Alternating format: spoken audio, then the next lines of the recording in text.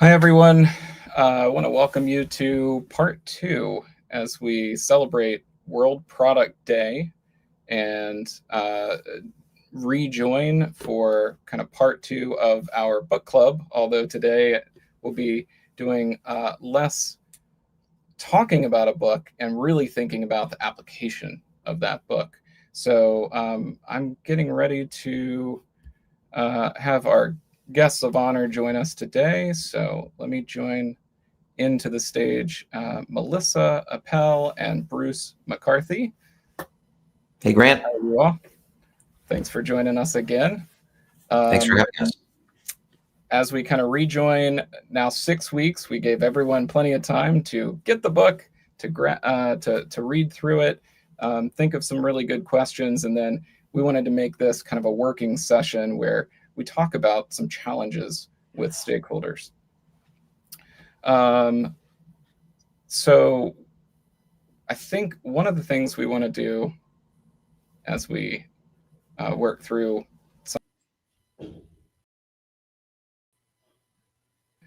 is bring up, I think, let's see, a QR code where we can start to ask questions. There it is. This will give us Slido.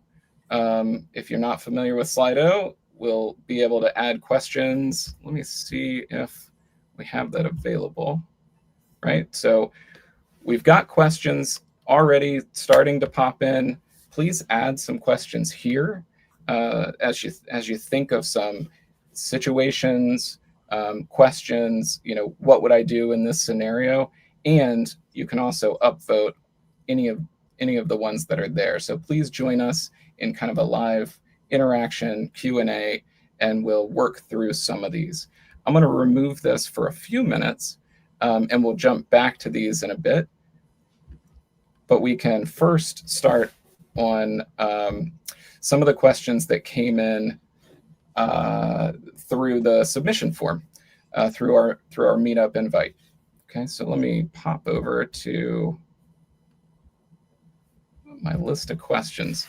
Why don't we start with this first one? So from the context and background, this one time at bank camp, just kidding, I had an experience where an organization's leadership team expected the newest person to the company, the head of product, to come up with the company's product strategy in a silo and without any time to perform best practices such as discovery, qual, quant, data analysis, etc. What do we do in this situation? Well, actually, that situation is not that uncommon for somebody new taking over product.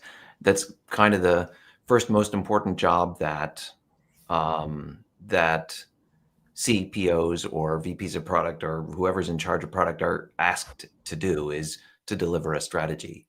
And if the company fails to ask you to do that, that's actually a danger sign because they maybe don't think that's part of the job is driving product strategy. So I'm happy that they asked the CPO or whoever was taking over product at whatever title to do that job. It's the word silo that bothers me there. And I think Melissa will agree. I don't think product strategy is a solo sport. It's not tennis. It's soccer or football or basketball. It's a team sport. It's something that not only does everybody have to be aligned on, but everybody has to have a part in the creation of. It starts with who's the customer and what problems do they have, and those sound like things that marketing and sales should care about, right? It starts also, it goes from there to what unique capabilities can we bring to bear to solve this problem better than anybody else? And that probably involves engineering and maybe services. And it also involves pricing to be either in a premium position or a value position in the marketplace. And that probably involves finance. So pretty much everybody is involved. Everybody has a stake in the strategy being good, and everybody has a voice in the creation of it. So the advice I would have is to push back right away, not on the, is it my job to do a strategy and I'm new and I don't know anything? And instead say, well, the way we're going to get to a good product strategy that everybody can rally around is to do this together. So the thing that I noticed about the question is that they wanted to figure out how to reach the executives and make them understand that these things are important, that talking to these different teams are important.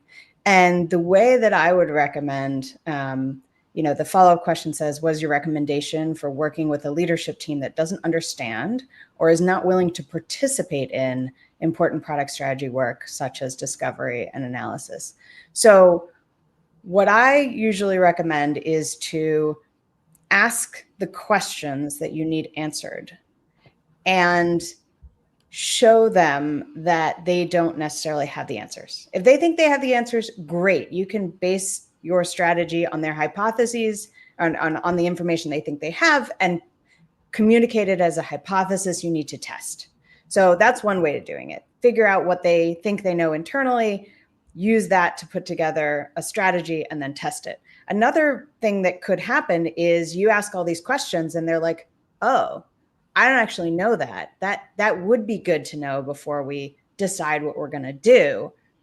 And they might ask you, how do you propose we get those answers? So being a little transparent about what your process is and what information you need in order to create that strategy and who might have that information can expose to them why you don't want to work in a silo and why you need this information and why you need access to these people in order to put it together. So I'd add to that. I really like your answer, Melissa. I would add to that. Sometimes it's better not to say, hey, I need your help with my strategy, but to jump right into those questions, like Melissa said. Have a session, even one-on-one, if they won't come to a group session, where you don't ask permission to engage them on strategy. You just start. You just have the conversation and say, all right, what do we know? What do we need to know? I do this with my kids. They're like, I don't want to do that. I just start doing it with them, and pretty soon they're over it. There's also another idea. Instead of waiting for the leadership team to come up with these answers, you could propose your best guess as to what the answers are and say, is this right? This is, from what I've seen so far, this is what I think it is. And if you're right, great. Probabilities may be low if you just started, but maybe you've seen this situation before.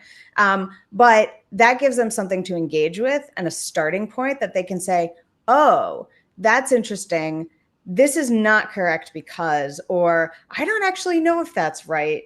Maybe we should find out. So first, asking the questions and not saying, let's participate in a strategy session or let's do discovery, right? You don't have to call it what it is, but you do it anyway. You say, hey, it would be great to know what our total addressable market is. Do we have that somewhere? It would be great to know how people are currently using this. What are the current problems with onboarding? Do we have, win-loss analysis? Why are people not buying it or not renewing? And asking all these questions, which are very reasonable questions to ask if you're going to figure out what to do next. So if they have the answers, great. If they don't have the answers, you say, well, that's really important to know because that could change the way we work on it. Let's find out. And then if they're just saying, you don't need to know these answers, like, let's just do it, then you propose what you think the answers might be, right, to either check with them or to test. And validate. Right. There's a technique that David Bland uses that I really love, which is to evaluate your hypotheses when you, as the product person who's brand new, are having to write down a bunch of assumptions that you haven't had a chance to validate, and to actually rank you participatively with your stakeholders. How confident are we? How much evidence do we have for each of these assumptions about the inputs to our strategy? If people are not willing to say, I don't know, out of the gate, Nonetheless, they might be willing to rank certainty among different assumptions and put them on a 2x2 grid. How important is this to our strategy that it be true? And how much evidence and validation do we have for this? And the things that are in the upper right quadrant are, of course, great and important and steady. But the things that are in the upper left quadrant that are important, but we're not certain of, are the ones that maybe we need to do a little bit of validation on.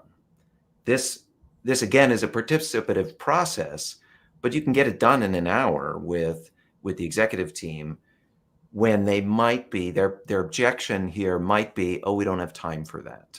Oh, it's we can't afford a big, lengthy or expensive research process.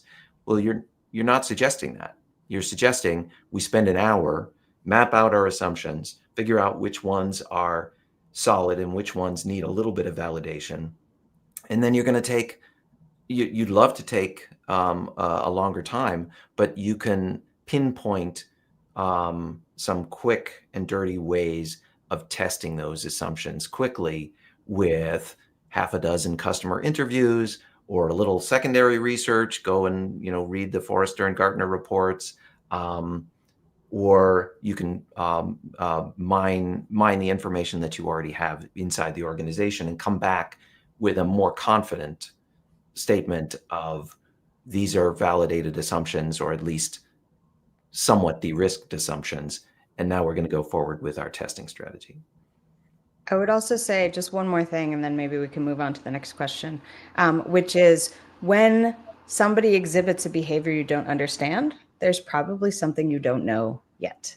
So why are they pushing back? Why are they saying we don't have to do this? Well, it may be because they're like, we've already done this. We already know our customers. We don't need to start from scratch and do this whole big thing and spend 3 months. Like, we already know the answers.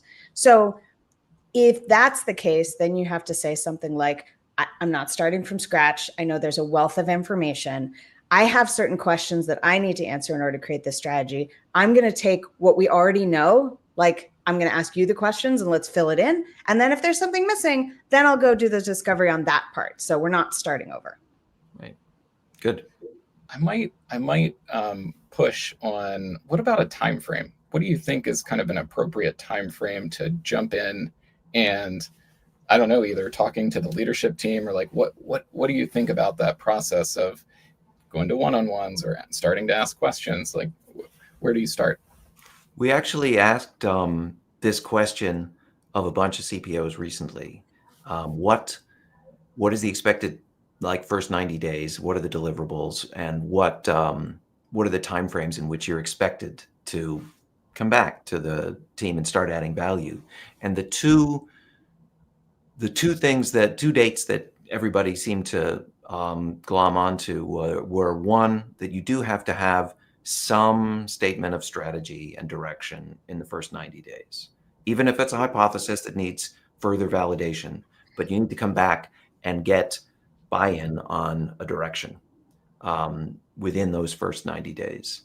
And that's going to involve understanding the people, your stakeholders, the customer base, your market, and your product, so that you can put something coherent together. And then you've got to make a material impact, ideally in the first year, but definitely by the second year, or you're probably out of there. That is, there's got to be a change in the fortunes of the company. There's got to be growth or profitability or whatever the main goals of the company in that time frame are. Yeah. Okay. All right. I'd be remiss if we didn't nudge that a lot of this situation is in the book, right? There's a lot here to kind of guide you through the book if you haven't yet worked through it. But we'll move on. So question 2, or situation 2, we're talking about a project manager. The nature of the product where we were building was a little bit up in the air. He wanted a product that was focused on hiring managers as a target audience. An agile team was making a product to help with the hiring interview process.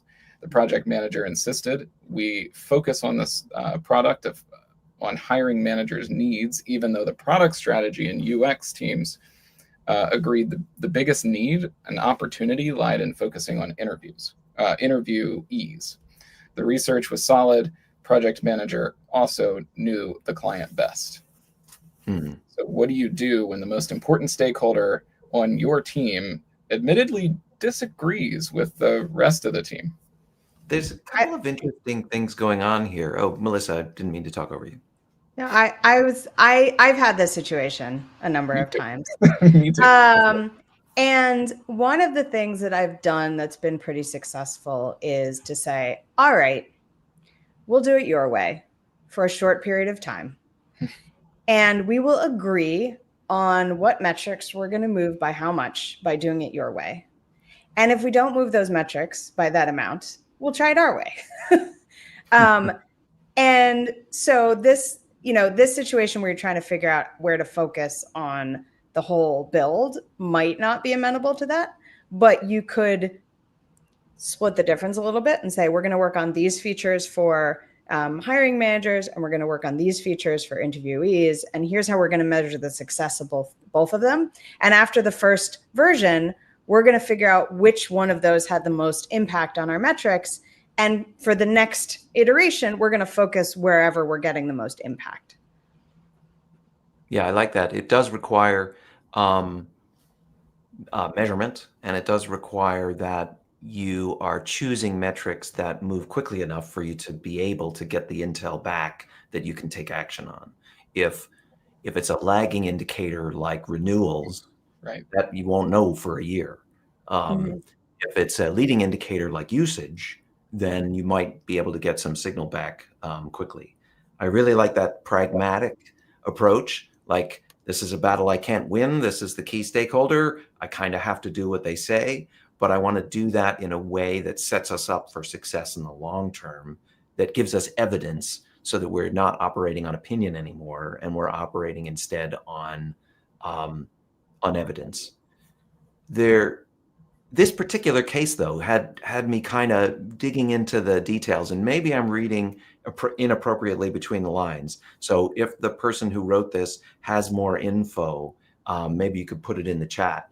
But I noticed a couple of interesting oddities. One was the two different types of users within the customer, the hiring manager and the interviewees. And I'm wondering if one of them is the buyer and one of them is the user, or at least one type of user. And there's often a tension between the buyer persona and their needs and the user persona or personas and their needs in any product that's B2B. Because the buyer and the users can be different people, and they have, therefore, different needs because of their different roles. And you kind of have to solve for both. But I can see the project manager wanting to solve for the buyer, if that's the hiring manager, first, because if you can't sell it, the users never get it. On the other hand, if you don't solve for the users too, then the product doesn't get used, and probably there's no renewal.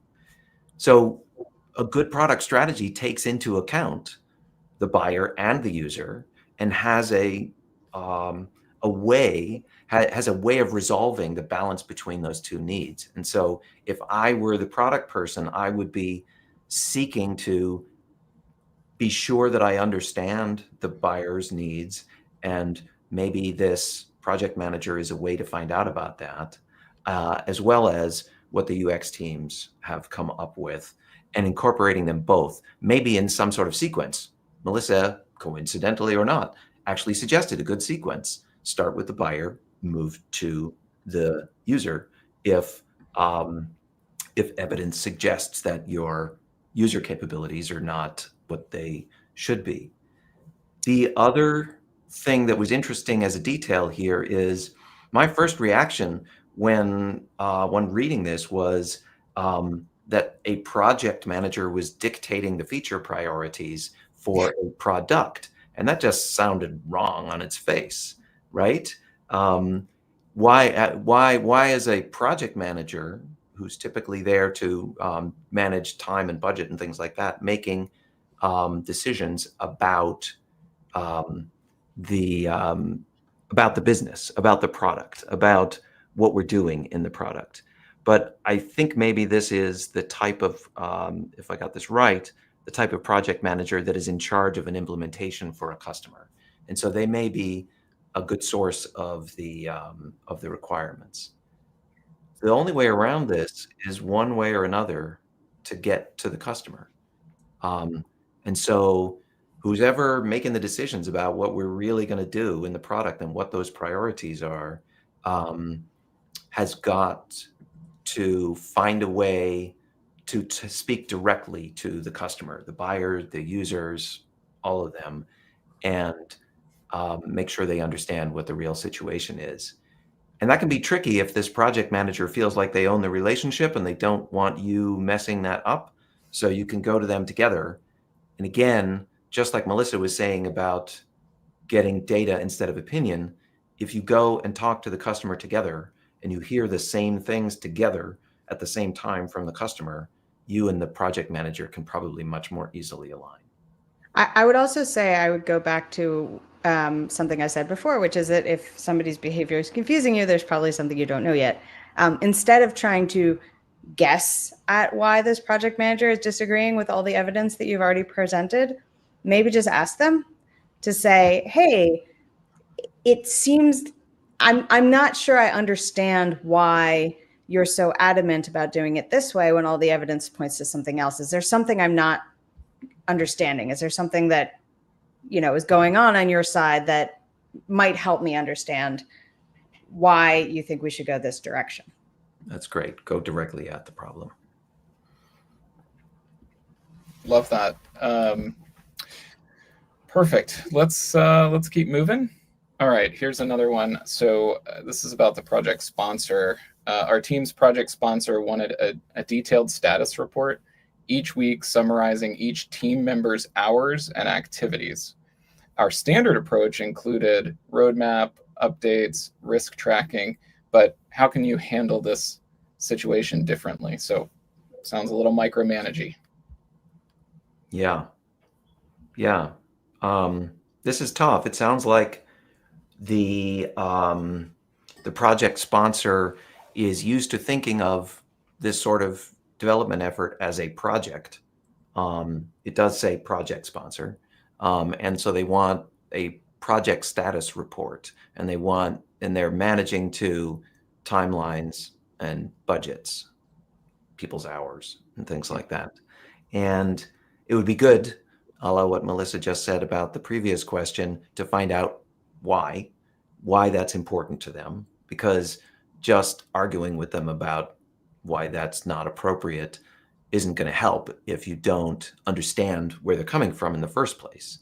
So rather than just push back and say, this is not how we operate, say, help me understand why that's important to you. I would say also that when I've seen people ask for more information, more details, weekly reports, daily reports, it's because there's a lack of trust. And so if you ask them, they're probably not going to say it's because I don't trust you. So this is one of the ones where you can probably just assume that if they're asking for very detailed information, either they don't trust you or they're being asked for that detailed information from somebody above them. So Emily Lovato wrote this great article on Medium about the communication trust trade-off. And when you sense that there is not enough trust, you have to up the communication, and then you build the trust. And once the trust is there, you can wean off the communication. And so it's possible you just may need to provide these very detailed status updates if there's a lack of trust, but then try to get a sense of when trust is building and wean off the communication. There's another concept of like, you should ask them, hey, are you being asked for this from somebody else? Maybe I can communicate them directly, or what exactly are they asking you for? And then even though somebody asks for like detailed status, that's not necessarily exactly what they want. They want to trust that progress is being made. They want to trust that people are working on it. So it may be that you don't necessarily need to communicate hours and activities, but need to communicate progress. So this is happening, this is progressing. Here's our confidence that we'll hit the deadline going up. Those kinds of things that may better address what the person is actually needing. So sort of like when you design a product, you don't necessarily give them exactly what they ask for. You figure out what the problem is they're trying to solve and what they need, and then you solve that. Right. And riffing on that, there's a couple of things I would add. One is, how are you going to discover what they really need? Well, you're going to do something like a customer interview with them. You're going to go and talk to them and not say, this is a stupid request, or let me show you how to do this better, but instead start asking them about their job, their mission, how they're being measured, what success looks like to them in general, and then in relation to this project or product. See if you can understand what the pressures in general that they're dealing with, and see how successful delivery of what you're working on contributes to their goals and success. And that may reveal what information they really need in order to feel like they're being successful, in order to feel like things are going in the right direction in general, and specifically for your thing, but in general as well. And then you may be able to have since you have taken the time to ask them questions to understand and to try to make sure that you understand with them, they may trust you then to advise them on what is the best way to ensure the success of this thing and what are the best measures for that. That said, if they're still not sure, I would give them the information that they're looking for, and also give them the information that you think would really solve their problem. Like in general progress reports that are more like what you described here, roadmaps and so on. And in particular, if they're looking for outcomes rather than outputs, as a good product effort should, if you can show them results rather than just deliverables, if you can show them, hey, we're moving the needle on this important metric with our efforts, or we're getting, even if it's not shipped yet, we're getting really good feedback from people, from customers reviewing our mock-ups and prototypes and beta releases, then showing them their metrics together with your metrics, and then having a conversation about which of these metrics is really serving us best may, again, with evidence, get you to the right place. I would also say I've had this happen, and it was a manager who's really not micromanaging, who's asking for like constant status updates, and I'm like, I don't understand. So I asked him, and he's like, well, I'm frequently in a meeting with the senior leadership team, and they're asking me for all these details that I don't have, so I just want to be prepared. And so I said, if you're in a meeting, feel free to text me, and I will get you the information that you need, right? Or, this is a little bit of a managing up kind of thing to say, hey, you can direct them to me, or you can say that you'll get back to them, and I will make it a number one priority, which reduced the amount of time that I had to spend, because I didn't have to put together a status update on every single thing. Yes. I just had to respond quickly. So sometimes there's sort of a alternate solution. I love that. Yeah, but both any of those approaches start with understanding where that manager is coming from. The situation, underneath. The situation that they are in. Yeah. Great. All right. Okay. All right. Speaking of step up leadership, or managing up, let's look at this story. So this is described when step up leadership may not have the whole story. It often feels like our manager doesn't accurately represent our team challenges or capacity limitations, I guess, up, which, as much as I try to shield the team, will still have trickle impacts in other ways. What recommendations would you have to delicately approach a step-up interaction and/or cadence that showcases the team capacity limitations? I think this is very similar to the previous question in that you have a manager and they have a manager. And the more you know about the interaction between your manager and your grand boss, as I've heard it called, which I love, so I'm going to use it now. That came from Tamara Adlin. The more you understand about the relationship between your boss and your grand boss, the more that you can help your boss get done what they need to get done, right? So some people say like your job is to help your manager be successful, which I think it is. So in this case, say, okay, what kinds of conversations is this person having with their boss? How can I help this person translate what's going on here to their manager? Because they just might not be good at translating. They might not be good at understanding what you're working on. So giving them something that's packaged that they can send up that maybe more accurately reflects what's really going on the ground may be helpful, because they just might not be good at translating.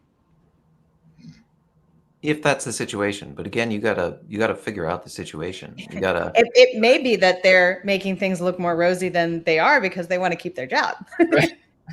Right. Because they're responding to the expectations of their situation, their stakeholders, and sometimes the best thing to do is to just give them what they need in the most efficient way, like in the moment, like Melissa suggested in the previous one, or a deck in advance if that's what they really need. And sometimes, if you can gain their trust by genuinely trying to understand their situation and problem solve with them, sometimes you can be the person who advises them to actually push back on those expectations and say, why don't you understand where some of your stakeholders are coming from, leapfrog the whole thing, find out what the grand boss really, really needs as opposed to is asking for, and let's work together to make sure that you can provide that in an efficient way.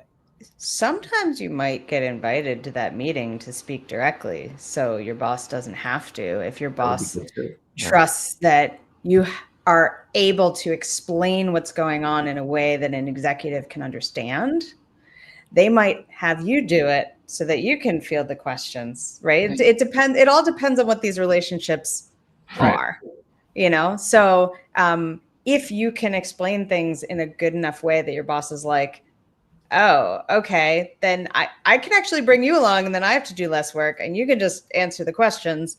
That, I don't know, that might be good for everybody. I'm rereading the question and I'm responding to the word delicately. And the implication there is, how do I delicately approach this person and I think if I were to paraphrase the end of the question in an unsympathetic way, I might say, and tell them why they're wrong. And I think that's always a mistake with your boss or any other stakeholder, is to, no matter how delicately, if you are telling rather than asking, you're thinking about this wrong. It's tempting, but if you start with questions, if you start with wanting to understand, if you start with curiosity and assumption of positive intent, they're doing the best they can with the situation they're in. They're asking you for help, essentially, or maybe in this case, they may not be asking for your help. They may simply be doing something that you're not cool with, like making things seem rosier than they are. But you still want to understand before you speak. If you do a really good job of asking questions to understand, along the lines of, not why are you doing this, but help me understand, then you gain their confidence, their trust, and permission to say what your opinion is. I would also, sorry. I would also say that I'm looking at this question again, and it's specifically about team capacity limitations. Yeah. And I've seen this a lot, right? Where your boss makes things sound rosier than they are and says, oh yeah, we can add all that stuff in, no problem. Oh, yeah. If that's just the case and that's the way they are, then you want to add a buffer, right? Just sort of like what you do with engineering estimates, or, you add a buffer and you tell your boss, we have, this capacity, we can do this much, knowing that they're going to make it sound better than it is, and that they're going to accept some additions, right? Maybe 20% of your capacity is towards quick wins, right, that your boss might hand down. So if you can't get them to change their process, then you can understand their process and do whatever you need to do to make it such that you can do your job and your teams can do their job. And in this case, when it's specifically talking about capacity limitations, it sounds like the boss is saying yes, yes, yes to everybody, like we're going to do all that stuff too. Build that in, right? That's going to happen. How much of it is there? Let's build in that capacity. Sorry, my camera keeps timing out, and I am restarting it. Okay. We'll keep going. So this feels similar, but different context. I was on a team helping a startup, still trying to find market fit, and geographically still not expanded outside of their first two markets, US states.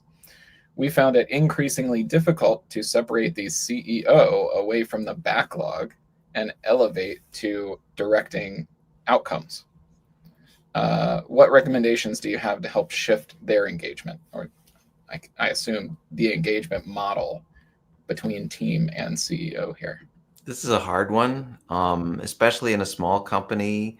The CEO/founder is very often the effective head of product, Yep. right? They started the company, it's their baby. They created the first version of the product, maybe themselves if they're a technical person, or with a partner, and so they can't help but put their hands into it.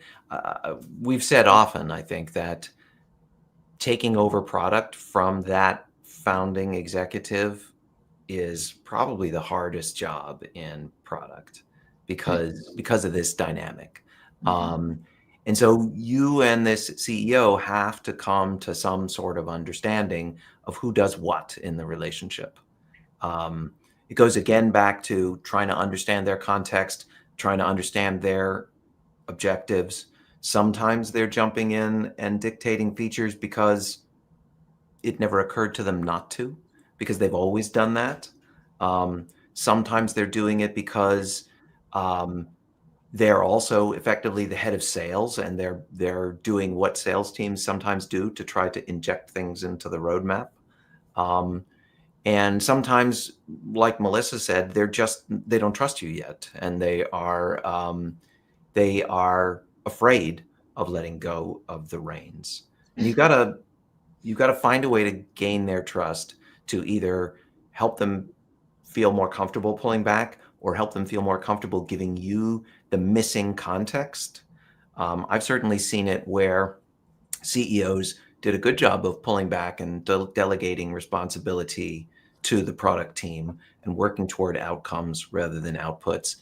And then they just got a lot of pressure from, hey, we're running out of cash and we need to do some things quickly before we run out so that we can raise more money.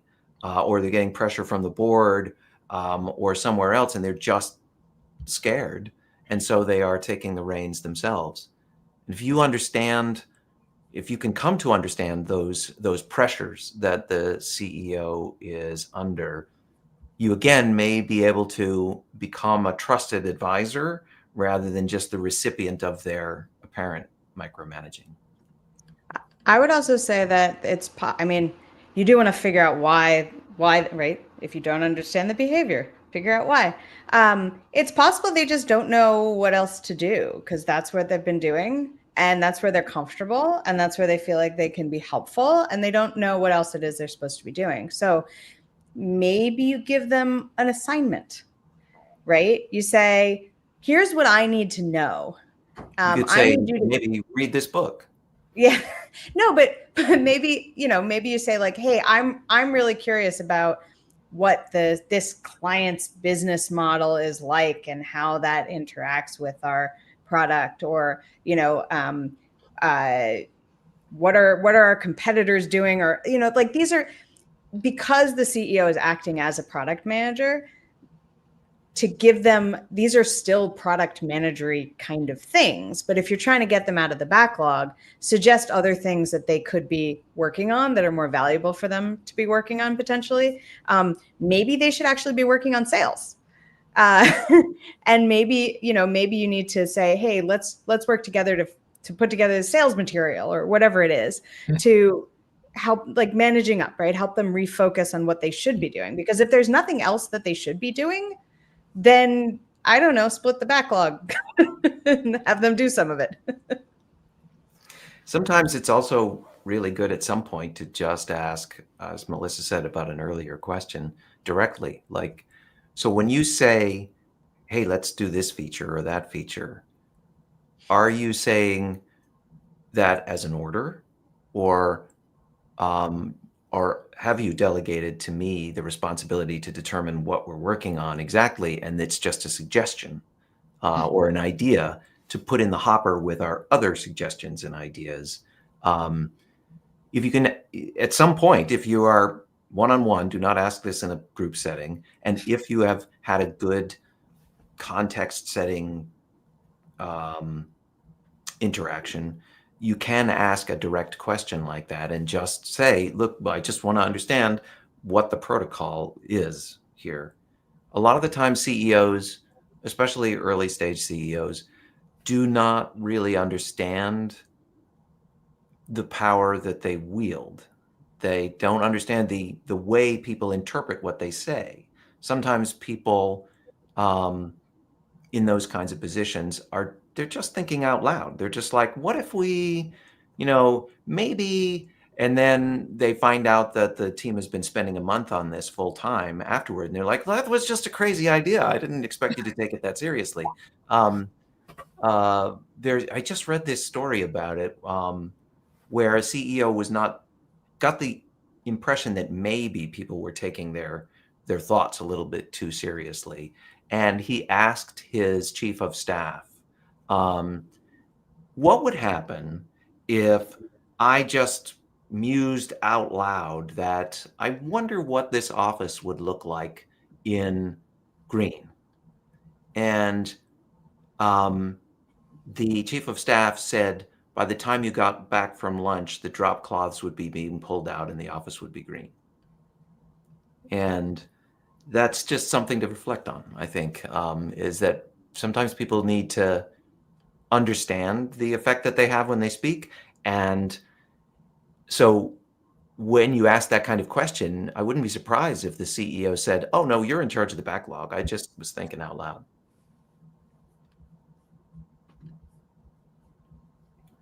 Got it. Yeah, that's great. And I think that goes back to assuming best intentions, right? Coming in with best intentions. We've said that a couple of times. Right. Now, it might not be like that. They might be like, hey, this is my baby. And if I say we need to do this feature, we really need to do this feature. Right. I've been in front of 5 customers. It's fully validated. Yep. They might or might not be right about that, but it's good to know what's an order and what's a suggestion. Yep. Okay, I think that kind of completes our list. So what I'd like to do, there's actually another question in here that just got entered in the Google form that went out with the invitation.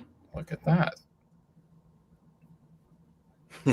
Okay, colleagues that think they understand the role of product, but really don't.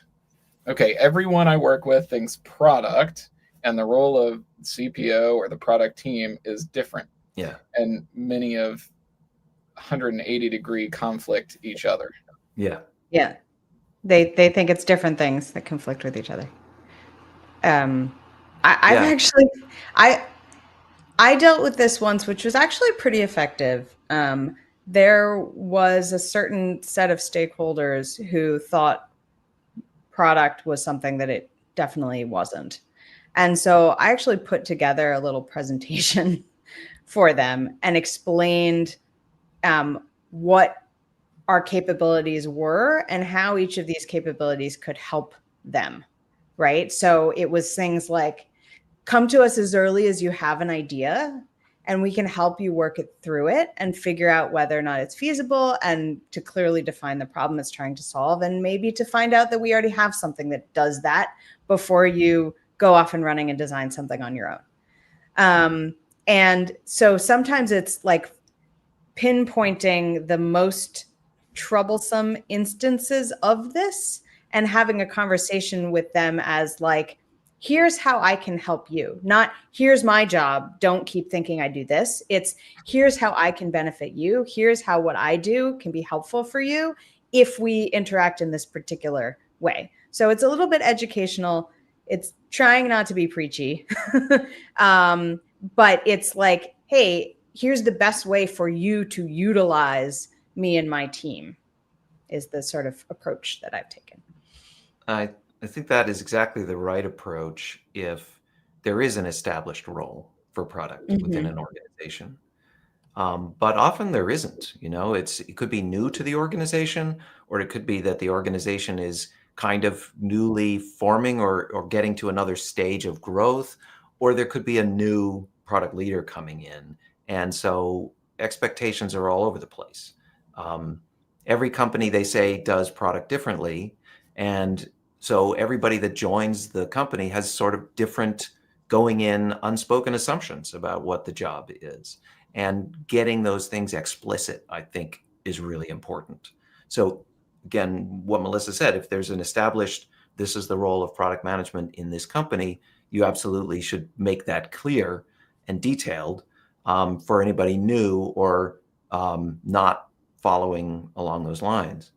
But I have just been coaching for the past few months a CPO who's just taken over product at a fairly early stage company, doing that hardest job of taking over product from the founding CEO.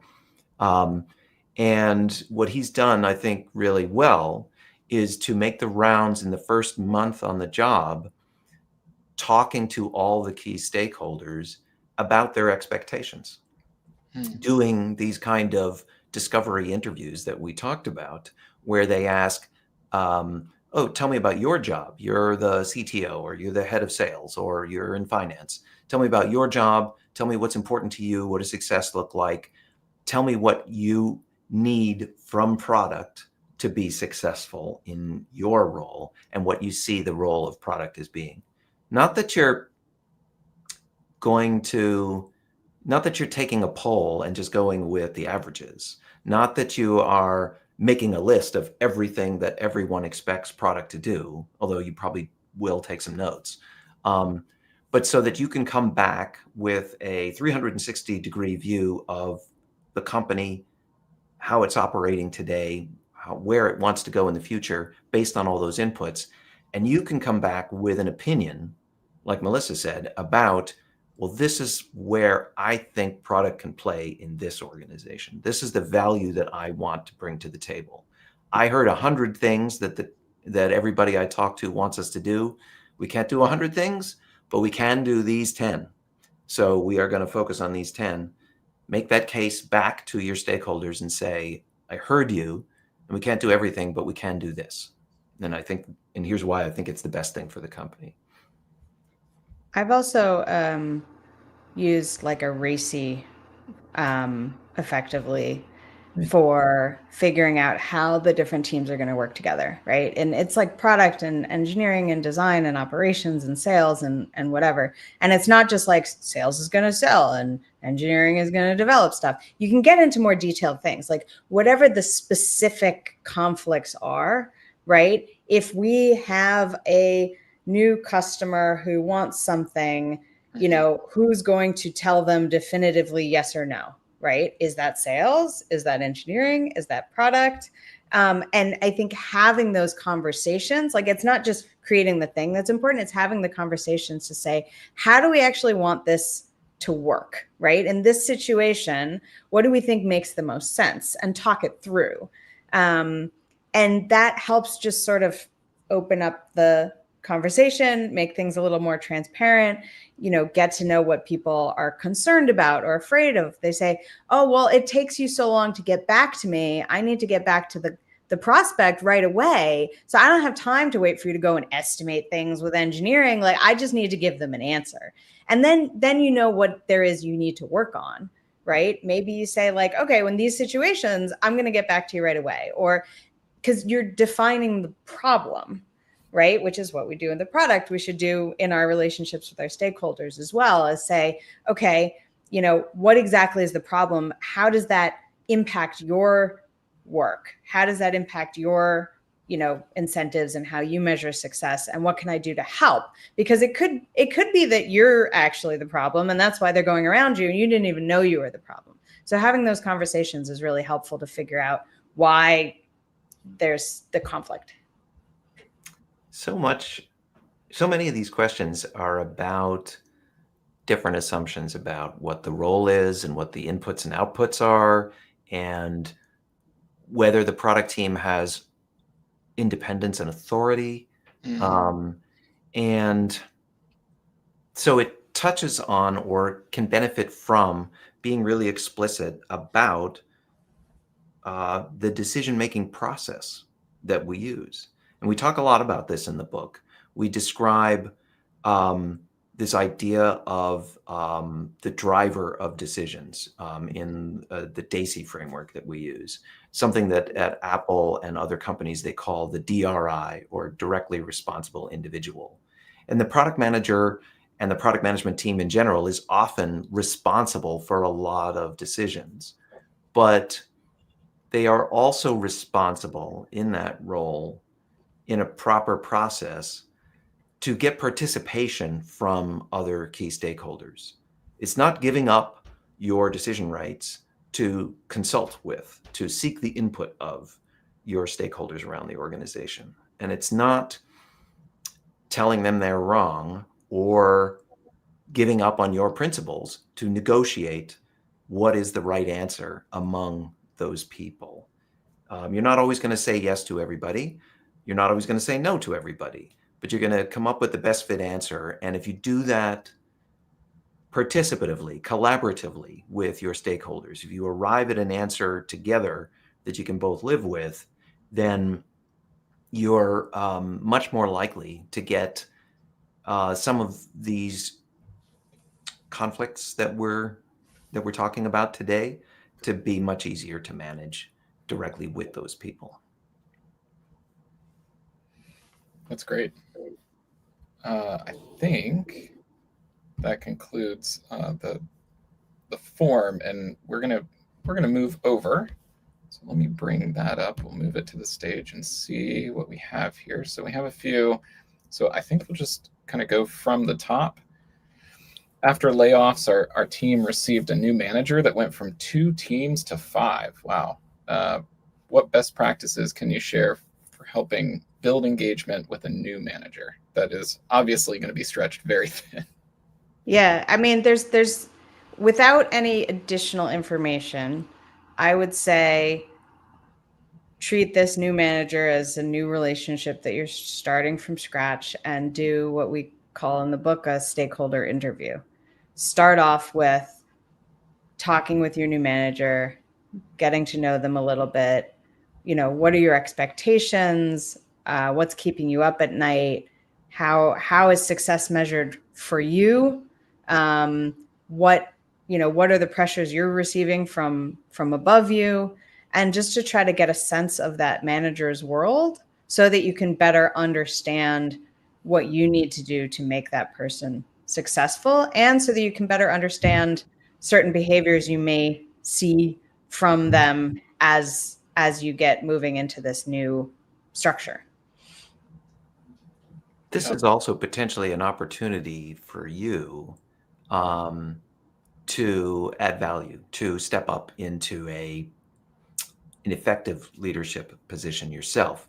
If this person now is managing a bunch of different teams, it would certainly be, just putting myself in their shoes, it would be a lot easier for them if there was a go-to person on each of the 5 teams that they could rely on to understand what's going on the team, understand where there are issues that need resolving, that need their attention, and to relay back to the team expectations. So you could be that person. You could step into that that team lead kind of role, but you can't do that effectively unless you understand that manager's real needs in the situation.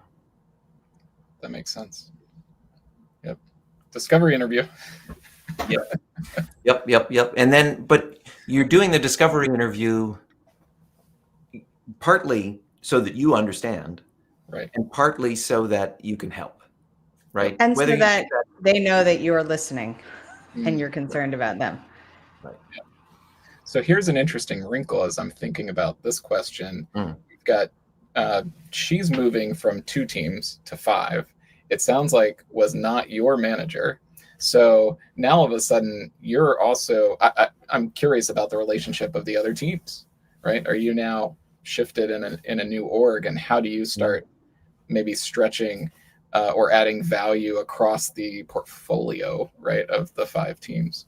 Right. How do the 5 teams connect? Right. So I've acquired teams and part of my management career.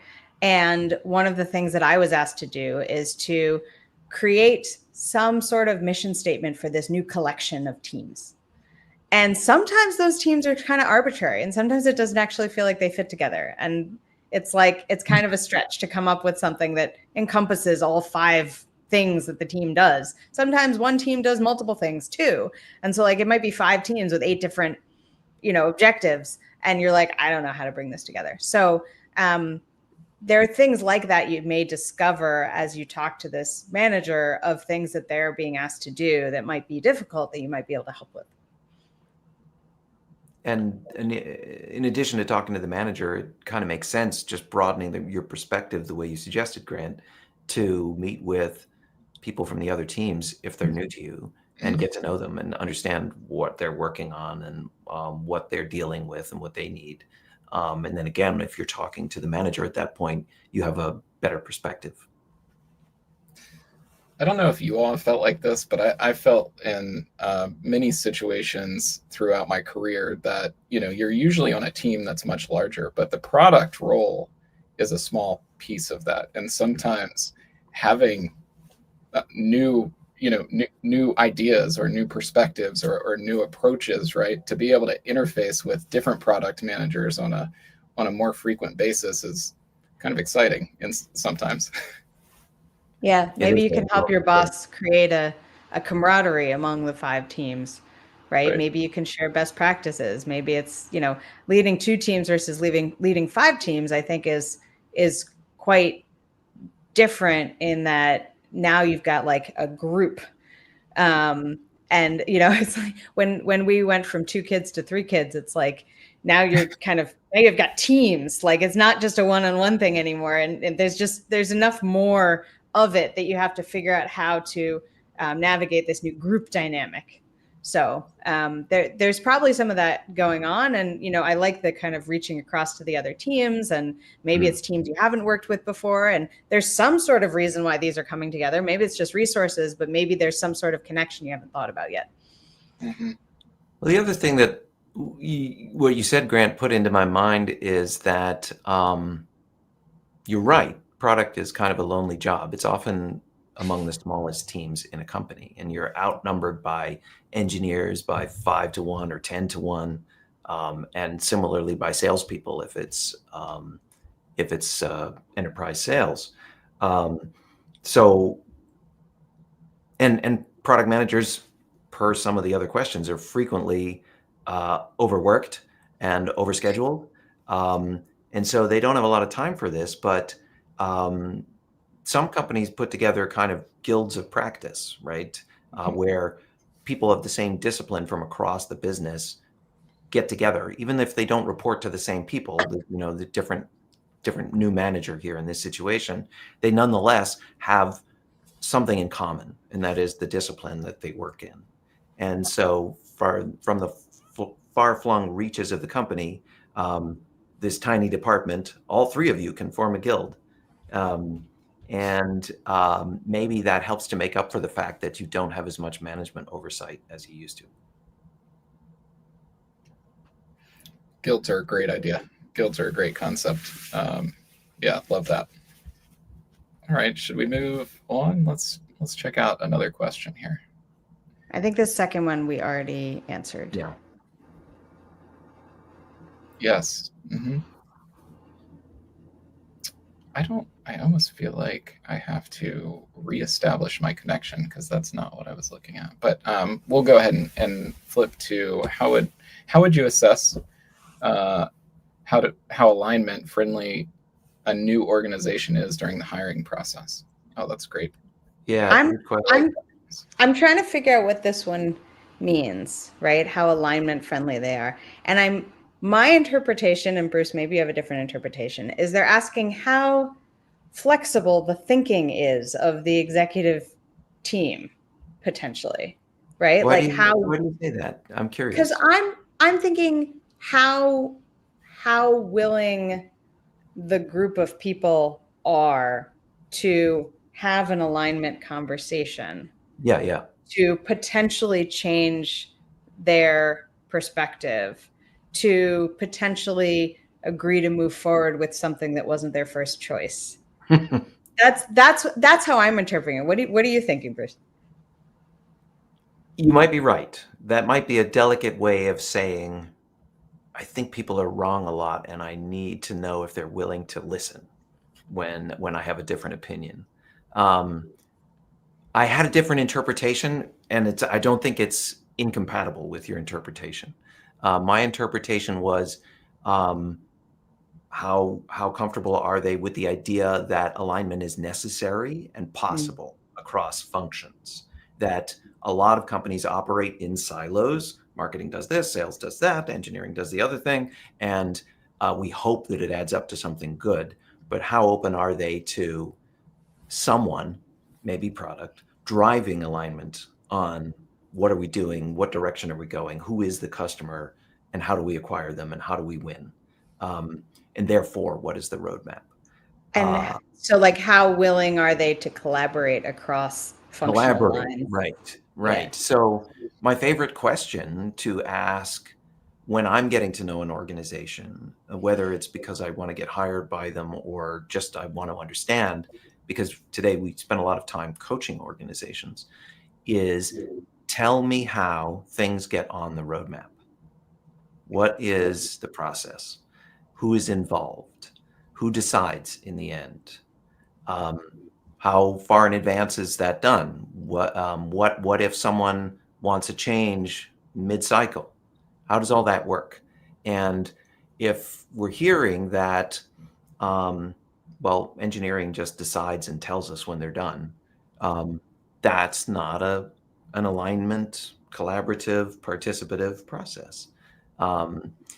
Or if we're hearing that sales just gives us a bunch of requests and we do our best to prioritize them, that also is not a participative, alignment-driven process. What you want to hear is somebody, like in product, owns the roadmap, and they have a bunch of inputs from different places in a regular cadence of pulling those inputs together and coming back and discussing a draft and aligning the team, the cross-functional team of the executives on it, and then it's published to the company. Yeah, that like a lot of that. Let's see. You could imagine asking about similar things, but because we're product people, that's where we're focused. I have a variation on that, which is how does the company decide what to work on next? Or how does the team decide what to work on next, as opposed to like mentioning roadmaps? And that leaves it just a tad bit more open-ended. I interviewed for a job once where they said, well, the CEO just tells us what to work on, then we work on it. I'm like, nope. Thank you. Thank you. Yeah, that sounds like a couple of the situations we heard about earlier. There's also another tell, because sometimes you hear a pretty good story that isn't really the story when you ask about process. A tell is, tell me about the last time that you canceled or withdrew a product or a feature from the market. Because if the company is really bad at making decisions by coming to alignment, making hard decisions, then they often end up with a just like forever endless list of products and features that no one is responsible for pruning or curating. And because no one wants to incur the political cost of saying, I know this has some revenue and some customers, but it's sucking up our resources and taking them away from things that have better ROI. So we're going to sunset it, even though it's awkward, if you will. And good product teams they have the clout and the ability to drive alignment around that. And so they are constantly curating what it is that we're offering to optimize it to the benefit of the customers and the business. And that means driving alignment on hard decisions like killing stuff. I would also say a similar question, because it's possible that they cancel stuff or take stuff off the market, not because they're good at culling things, but because they produce a lot of stuff that nobody wants. So you might ask a question around, Could be both. I when, mean, there's Google. yeah, when was the last time you launched a product that had not as good of a reception as you had hoped? Yep. And why did that happen? Yeah. You know, and then they're kind of like, well, it was the half-baked idea of the CEO, and it and nobody really believed in it, but we had to do it, and so it flopped, and eventually we killed it. So that would be interesting to know. As you were talking about pulling things out and pulling things down, sunsetting, a question I will ask candidates is, tell me about a favorite failure. But it's somewhat similar, and I think you could turn it around just as easily and want to understand how organizations fail. Do they fail forward? Do they fail? How do they turn learn from them? I like to ask that question too, because it does get people into potentially embarrassing territory, kind of forces them to be a little bit more honest. I mean, they'll try to spin it, but if they spin it by blaming it on dysfunction among the executives, then you probably got the answer you were looking for. Okay. What do you do when the most important client stakeholders won't attend planning or demo meetings or actively engage? I've constantly gotten some key stakeholder who doesn't show up and doesn't read the email, and they're like, what's new with the project? And I'm like, well, we had a meeting about this, and I sent you an update deck, and you didn't attend our last one-on-one. So, but if they're asking you at all, that's a good sign. And you can just reshare what you've already prepared, which should take 2 seconds. But if they won't engage at all, then the question is, okay, it says the most important client stakeholder. So I assume that they have the power to torpedo things at the end if they don't like it. So you really, really need their opinion as early as possible. If you can try to secure a one-on-one or an unmeeting, as we talk about in our book, if you're co-located, you could, happen to be walking down the hall at the same time as them, or show up when they get coffee in the morning or whatnot. But, I mentioned this earlier, is that if you can't get something from somebody above you, you can propose your version and ask if they have any concerns. So this might be the kind of thing where you can explicitly say that inaction means that they're on board, which might get their attention, but it's also a little passive aggressive. And it can be risky if this person really isn't reading your emails and isn't engaging, but does have the power to cancel your project or product with a word to the CEO. And so then sometimes I really like the this is my plan. It goes forward on Tuesday unless you give me any other instructions approach. But when it's risky, when you know that you need just a bit of input or just a bit of buy-in from that senior person, then then that unmeeting is your best bet. We describe this concept in the book, and it's a meeting that's not on the calendar, because getting on their calendar is probably impossible if they're the most important stakeholder.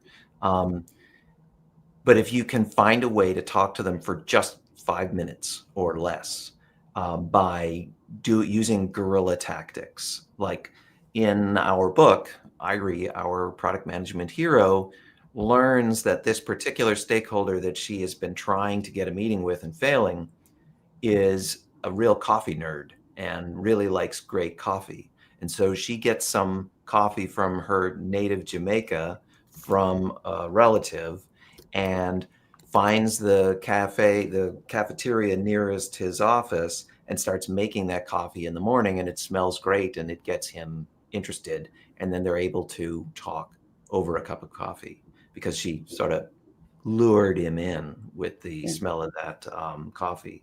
And if you're not co-located, right, you can, I've done something where I just shoot somebody a quick Slack or text and say, hey, did you see my last email? Just wanted a quick answer on blah, right? Make it as short as possible. Make it one request, not like, hey, can you do this and this and this? Because then they're just going to be like, I'm confused. So you ask one thing, you say, hey, just trying to get a quick read on whether the plan to do XYZ makes sense to you. Right. Or even to dive into one thing that you think they might be worried about, that gets them not the plan on blah, blah, but on this particular decision or direction. Yeah. Like, did you see my document? It's linked here again. I feel like you might have an opinion on X.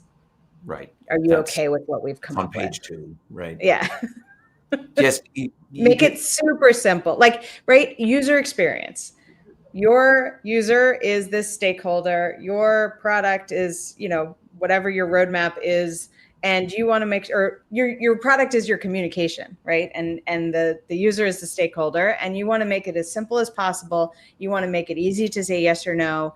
And if they're like not getting back to you, you can ping them again. If it's somebody super important who has like an admin, you can ping them. Hey, is there any way I can get the books? And just to sort of make it simple and clear that what you're asking. Again, we're kind of putting ourselves in the shoes of this stakeholder, trying to figure out how do we hack our way into what is probably too many meetings and too many emails, and a direct personal approach that makes a simple and easy request that they can just check off and be done with, and stop worrying about that annoying person that keeps bugging them, is much more likely to be successful than, why won't you come to my meeting? I just remembered another tip that we have in the book, which is one, checking with this stakeholder before the meeting happens to make sure that they're coming, to make sure that they know it's important, to make sure that they understand what the agenda is. Or saying, hey, I've noticed that, you're really busy. I totally understand. I noticed that you haven't been to our last 3 biweekly, demo meetings.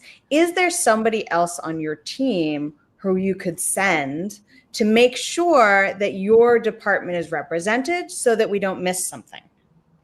And that can be an easy way, something they may not have thought of. Maybe they'll send somebody, or maybe they'll be like, oh, this is so important, I don't want to be left out. Maybe I'll show up. Yeah, that's a great point. When you frame it as, I want to make sure you're represented, and if you can't be there, who can? Yeah, can you send? I want to make sure you're not left out on the conversation. I want to make sure that we're not missing something that's important to you. Right? Reframing it to say, I don't want you to be left out, because we're going to make some decisions here, and I want to make sure your viewpoint is represented. So if you can't come, could you send somebody else?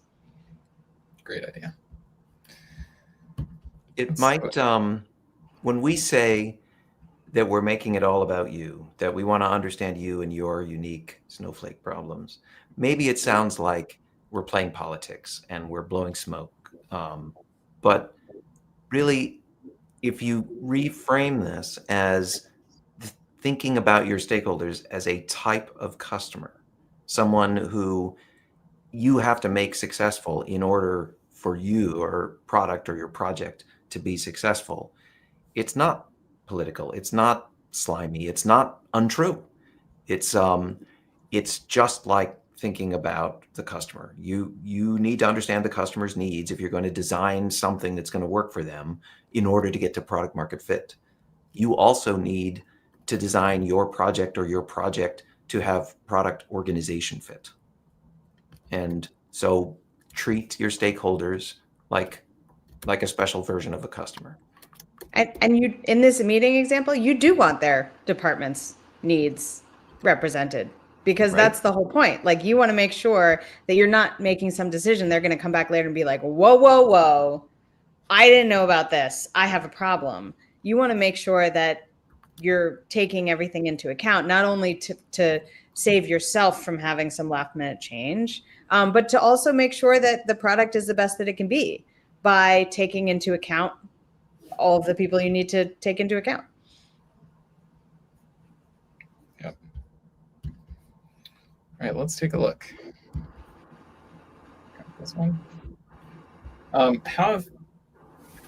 Have you ever had to manage up when a leader didn't fully understand the product issues? How do you communicate that? This is pretty common. A lot of heads of product need to manage that sort of thing with their bosses, the CEO. A lot of people, it sounds like in some of the questions, are dealing with being supervised by people who have managed other functions before. We heard project management, for example. So treating them like another form of stakeholder, like trying to understand their needs and what does success look like for them is I think really helpful. Bosses are stakeholders like anybody else. So if you understand what they need to be successful, what success looks like to them, then you can then turn around as someone who does understand product and say, well, here's my best advice about what is going to be necessary within the product team and the product organization in order to get you what you want. It's, again, managing to their needs, not necessarily to their asks or to what they came in the door wanting or saying they wanted or expecting. It's about understanding what their real needs are and advising them. I was coaching a head of product at a large organization, hundreds of people, relatively new CEO, came in and announced a series of initiatives that affected product quite a lot without talking to this head of product, without talking to anybody in product, and announced it publicly within the entire organization. And honestly, this person was kind of pissed that he hadn't been consulted and thought that what was being announced, not just proposed but announced, was wrong in some material ways. And so when I was talking to him, along with a peer group of heads of product that I run, he was saying, and I have a meeting with the CEO right after this call, and I'm going to tell him what for. I'm going to tell him, I'm going to give him a piece of my mind. Fortunately, we managed to talk him off the ledge and managed to convince him that he needed to lead with questions, that he needed to lead with the assumption of positive intent, that he needed to try to understand where the CEO was coming from and why these things seemed like good answers to the problems that the CEO saw.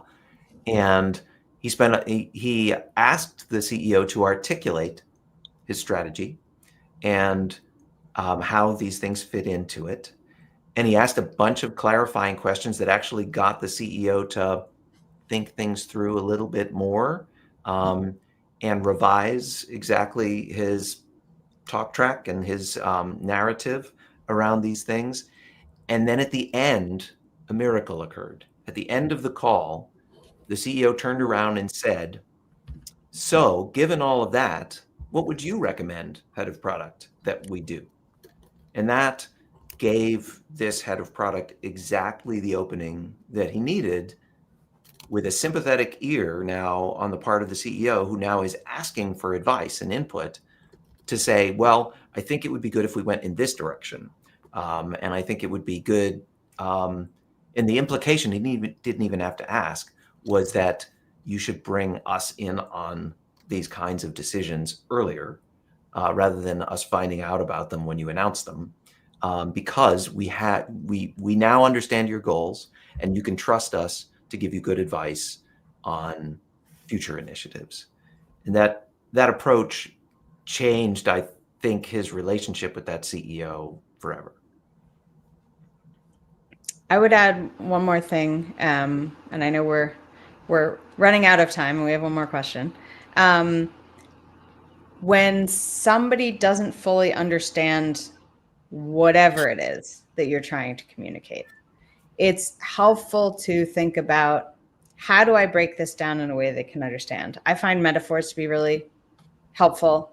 I find thinking about how to explain it to like a 5th or 6th grader is useful. Not that you have to like dumb it down, but you have comparing CEOs to 5th or 6th graders. No. But just the idea of thinking about, what is their perspective? What do they already know? What's familiar to them? And how can I take what they already know and use that to explain something that they don't yet understand? And that's the approach, that you might take with a kid, to say, okay, you don't understand biology yet, or you don't understand genes, or you don't understand chemistry, you don't understand, probability yet. How do I explain something that might be complicated in a way that's useful for you? It doesn't have to be the exact right explanation. It doesn't have to have all the details. It has to serve its purpose and be useful for them, so they can understand what they need to understand to go about and use that information in some way. I think this is a core job of product management, or any management job, and that is providing context to a discussion, to a decision, to a strategy, to a project, to anything, to the people in the room. And you've got to do it just the way Melissa said. You've got to take what they do, what you know that they know, and you've got to build on it. And you've got to show them how what you're saying fits with their existing worldview and gets them to a good place.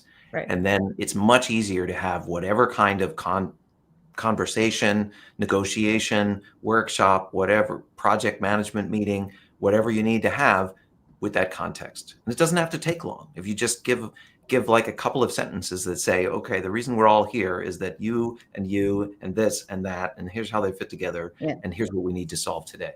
And it's even just using the right words, right? So if somebody is not like a software person, they don't really understand the technology, instead of saying like, we need to redo the platform infrastructure, you say, we need a more stable foundation to build on. And just even substituting those words for simpler words can be really helpful. People understand houses and foundations and building, right? They might not understand platform information, like platform architecture or things like that, but they do understand building a thing, building on top. If you don't have the right foundation, the whole thing falls down. They might understand, instead of talking about bug fixes and platform stability, you're like, well, instead of putting more duct tape on it, we're going to fix it so that it doesn't fall apart every time. Right. Using analogies and metaphors and things that are sort of easier to understand are both convey the concept and are more memorable. This is also a wonderful enabling use case for AI. Right? I love asking AI to help me with analogies or help me explain it like I'm 5, right? Like when I'm learning a new domain space, that's a great resource for me. Yeah, for sure. Makes a lot of sense. All right. So I think one more here. Let's go. So how do you regain trust when your team has been adamant about a solution to a user problem with positive user feedback, data, and other evidence, and then it flops? I think there's always a difference between what people say they want, what people say they like, and putting their money where their mouth is. Yeah. Sometimes people are like, yeah, that's great, I would totally use that. And you're like, it's $100. They're like, no. So figuring out, how do you regain trust? There's a lot of ways to talk about how you could avoid that situation in the first place. But since we only have a couple of minutes, I want to try to think about how you regain trust. And if you had positioned this in the beginning as an experiment or as testing a hypothesis, it's easier to come back from it. But since it's already done, you say, listen, here's what we learned. Here's what we learned about the specific thing that we launched. Here's what we learned about the process we took to get there. You can do a retro and say, okay, this didn't work. We were convinced, but somehow it didn't work. What went wrong? What can we fix moving forward?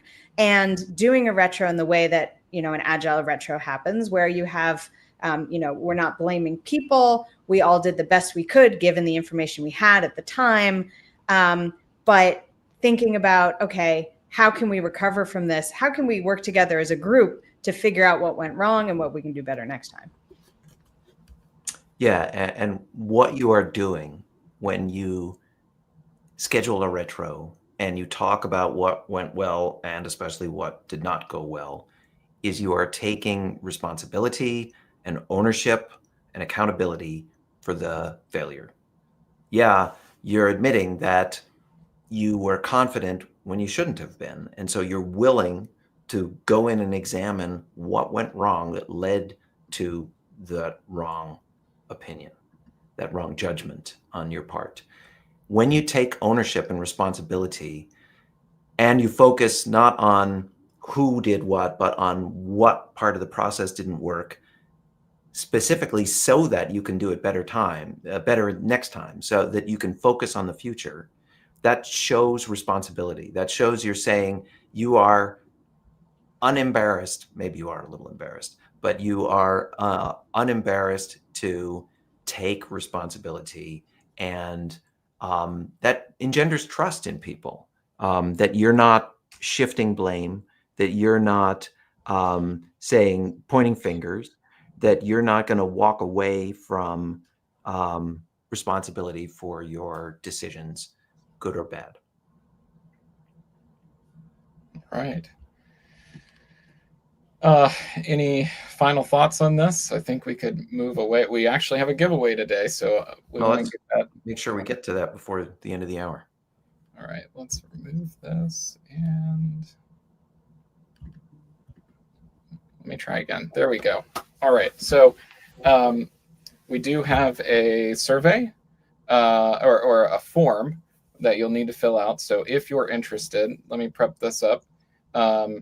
We have Product Fest, and I think, is Mary going to join us? Let me add Mary in here from Product Fest, and then bring back the giveaway, and you can talk a little bit more about that. Hey, Mary. Hey, everybody. Welcome and happy World Product Day. So if you didn't know, today is actually the 15th anniversary of World Product Day coming into existence. So a happy celebration to all of you, and thank you for joining us today. As Grant mentioned, Product Fest is a premier product event in Richmond, Virginia. It is being held on June 4th. For those of you that don't know, Richmond is just a couple of hours south of DC and a couple of hours north of the Raleigh-Durham area. And Bruce McCarthy is going to be on site giving our closing keynote. So if you guys want to meet Bruce and hear more about all things product, including lots of activities, a student pitch competition, and a leadership forum as well. So please get your tickets for Product Fest for June 4th. And speaking of tickets, we are giving away a freebie today. So and before we get to the freebie, the ticket entry form for the freebie that you can win today, don't forget this book, Aligned, is 50% off right now on Amazon. And I wanted to tell you guys my favorite part of the book, and again, I've been reading, is that a lot of the themes we heard today about trust. Page 178, there's a story about Gibb from the former VP of product from Netflix about deriving product objectives from organizational objectives, which speaks to that thread of building trust amongst your stakeholders. And probably my favorite page of this entire book now, instead of the note page, is 216, page 216, which talks about alignment decay. So we all work so hard as product people to build alignment amongst our stakeholders, but it takes work to maintain that alignment as well and not allow it to decay. So thank you again, Bruce and Melissa, for bestowing all of this wisdom upon us through your book and through this small book club series of our 2 product tanks. And thank you to all of the product tank organizations along the East Coast that have joined in on this amazing effort today.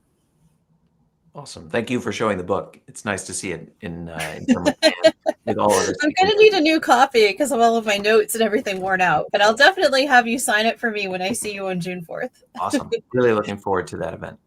Okay, so let's see how many people we have. If you please, Grant, if you can show the QR code again, we're not. I think we could have a few more names jump into the drawing. What exactly is it that you are giving away?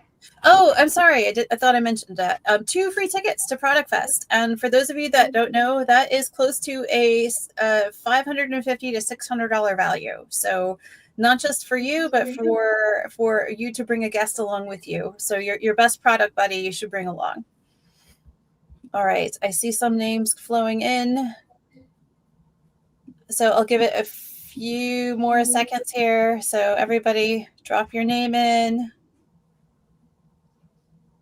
Mary, while we're waiting for a few more people, was there any part of the story in the book, because it's a novel as well as a textbook, if you will, a how-to book? Were there any particular parts of the story that grabbed you, that resonated with your personal experience? There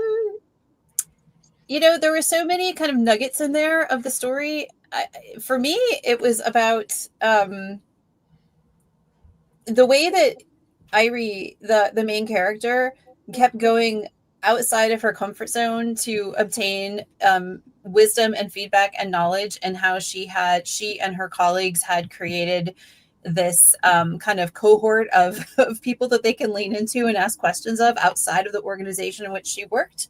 For me, that was that kind of product community that she built. So that, I think, is so important for all of us to remember as product people, that we do have like similar challenges and issues, and it's really important for us to lean into our product, our respective product communities for support, because product can be a hard job on some days. Yeah. Well, that's a great link to what we're doing today.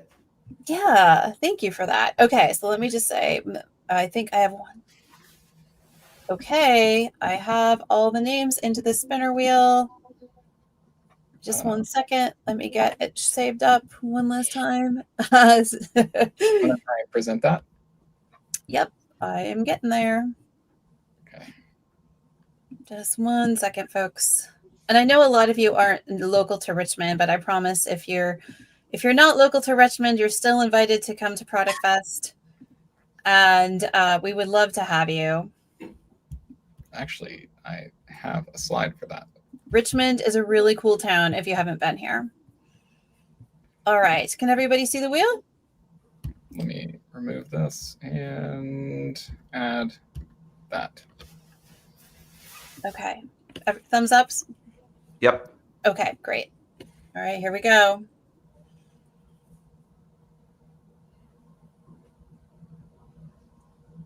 Carly.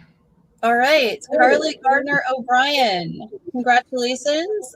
We have your email address in the form that you submitted, so I will follow up with you offline in order to make sure that you get your 2 tickets. So congratulations, and thanks again to everybody who joined today.